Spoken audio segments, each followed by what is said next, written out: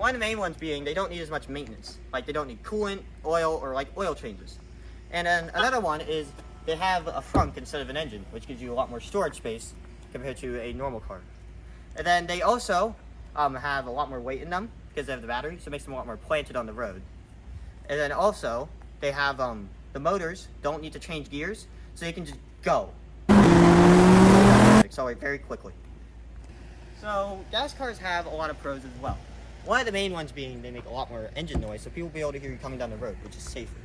Then another one is they will also idle, which can help you get into tighter parking spots, because they'll idle forward when you put them in drive.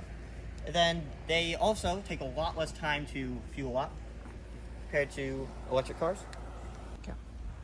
So electric cars take a little longer to charge than it takes to fill up a normal car with gas. But then there's also a lot less chargers out and about in places like the Midwestern United States.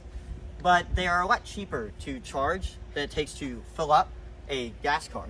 And then speaking of gas cars, they will take a lot less time to fill up, as I said, but it's a lot more expensive because you're having to fill up with gas. When instead with electric cars you can just fill up at your house.